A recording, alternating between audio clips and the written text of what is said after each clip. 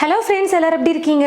இன்னைக்கு நம்ம வீடியோல சிம்பிளா ஒரே ஒரு ரைஸ் ரெசிபி நம்ம பண்ணிட்டோம்னா போதும். மதிய லஞ்சுக்கோ இல்ல நைட் டின்னருக்கோ உங்களுக்கு ஈஸியா இருக்கும் ரெடி பண்றதுக்கு. அது மட்டும் இல்லாம எப்பயும் ஒரே மாதிரி நம்ம சாதம், குழம்பு, ரைஸ்லாம் ஒரே மாதிரி செய்யாம வெரைட்டி ரைஸ்லாம் செய்யாம கொஞ்சம் வித்தியாசமா செய்யும்போது வீட்ல இருக்கிறவங்களும் ரொம்பவே விரும்பி சாப்பிடுவாங்க. காய்கறி பிடிக்காதவங்க கூட இந்த மாதிரி ரைஸ்லாம் செஞ்சு கொடுக்கும்போது காய்கறிகளோட சேர்த்து சாப்பிடுவாங்க. நல்லா ஹெல்த்தியாகவும் இருக்கும். வாங்க இப்போ பீன்ஸை வச்சு நல்லா ஒரு சூப்பரான ரைஸ் ரெசிபி எப்படி செய்யறதுன்னு பார்க்கலாம். ஸ்டவ்வை பற்ற வச்சுக்கிட்டு ஸ்டவ் மேலே ஒரு கடாய் வச்சுருக்கேன். கடாய் நல்லா சூடேறினதும் எண்ணெய் கொஞ்சமாக சேர்த்துக்கிறேன். எண்ணெய் நல்லா காஞ்சதுக்கு அப்புறமா கடுகு கொஞ்சமாக சேர்த்துக்கிறேன். கடுகு நல்லா பொரிஞ்சதுக்கு அப்புறமா 2 பச்சை மிளகாய் எடுத்து நல்லா பொடியாக கட் பண்ணி வச்சுருக்கேன். அந்த பச்சை மிளகாவை சேர்த்துக்கிறேன். 2 மீடியம் சைஸ் வெங்காயம் எடுத்து நல்லா மெல்லிசாக நீளமாக கட் பண்ணி வச்சுருக்கேன். அப்போ அதை சேர்த்துக்கிறேன். கருவேப்பிலை கொஞ்சம்,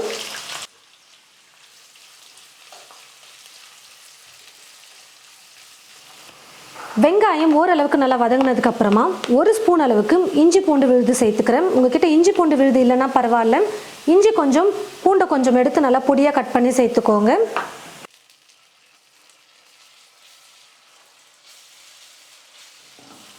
இஞ்சி பூண்டு வெங்காயம் எல்லாம் பார்த்தீங்கன்னா நல்லா வதங்கி வந்துருச்சு.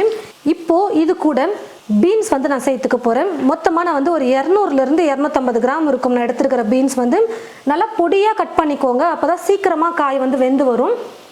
எந்த அளவுக்கு நல்லா பொடியாக கட் பண்ணுறீங்களோ அந்த அளவுக்கு சாதத்தோடய நல்லா மிக்ஸ் ஆகிடும். சாப்பிட்றவங்களும் எடுத்து போட்டு சாப்பிட மாட்டாங்க. பீன்ஸ் பிடிக்கலன்னு சொல்கிறவங்களுக்கெல்லாம் இந்த மாதிரி செஞ்சு கொடுங்க. பீன்ஸோடு சேர்த்து சாதமும் சாப்பிடுவாங்க. பீன்ஸ் நல்லா வெந்து வரணும். அதனால் குறைஞ்சது ஒரு 5லேருந்து 7 நிமிஷமாவது நம்ம நல்லா வதக்கணும்.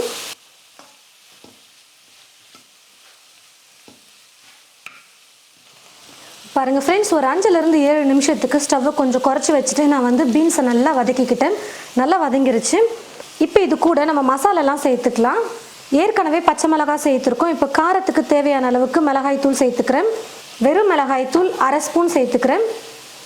1/4 ஸ்பூன் மஞ்சள் தூள். இது கூடவே கொஞ்சம் கரம் மசாலா சேர்த்தா நல்லாயிருக்கும் டேஸ்ட்டு சாதம். அதனால் நான் 1/4 ஸ்பூன் அளவுக்கு கரம் மசாலாவும் சேர்த்துக்கிறேன். உப்பு தேவையான அளவுக்கு சேர்த்துக்கிறேன். இப்போ இது எல்லாத்தையும் சேர்த்து நல்லா கலந்து கொடுத்துக்கலாம்.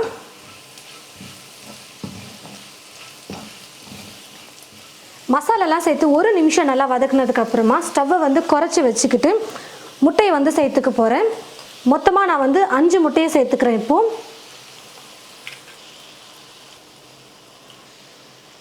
முட்டையை சேர்த்ததுக்கப்புறமா ஸ்டவ்வை கொஞ்சம் இப்போ மீடியம் ஃப்ளேமில் வச்சுக்கிட்டு நல்லா கலந்து கொடுத்துக்கலாம். நல்லா வெந்து நல்லா பொடியாக வர வரைக்கும் நல்லா கலந்து கொடுத்துக்கோங்க.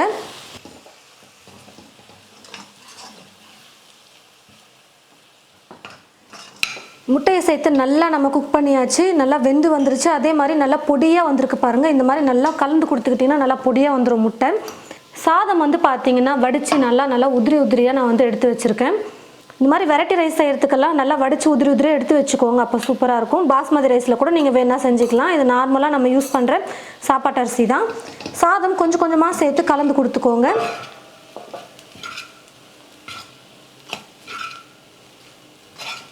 இது கூடவே பொடியாக நறுக்கிய கொத்தமல்லி கொஞ்சம் இருக்குது, அதையும் சேர்த்துட்டு கலந்துக்கிறேன்.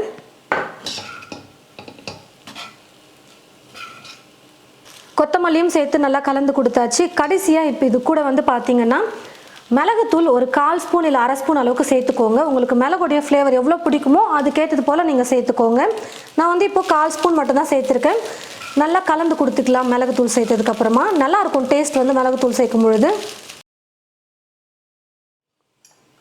இப்போ எல்லாம் சேர்த்து நல்லா மிக்ஸ் பண்ணியாச்சு. நான் ஸ்டவ் ஆஃப் பண்ணிக்கிறேன். நல்லா டேஸ்டியாக சூப்பராக பீன்ஸ் முட்டையை வச்சு ஒரு அட்டகாசமான லஞ்ச் ரெசிபி நம்ம ரெடி பண்ணிட்டோம். நீங்களும் இது போல் உங்களுடைய வீட்டில் சிம்பிளான லஞ்ச் ரெசிபி செஞ்சு பாருங்கள். செஞ்சு பார்த்துட்டு எப்படி இருக்குன்னு மறக்காமல் கமெண்ட் பாக்ஸில் கமெண்ட் பண்ணுங்கள். இந்த வீடியோவை மற்றவங்களுக்கும் ஷேர் பண்ணுங்கள். இது போல் நிறைய ரெசிபிஸ் பார்க்க என் சமையல் சேனலை மறக்காமல் சப்ஸ்கிரைப் பண்ணிக்கோங்க. கூடவே பக்கத்தில் இருக்கிற பெல் ஐக்கானை கிளிக் பண்ண மறந்துடாதீங்க. தேங்க்யூ.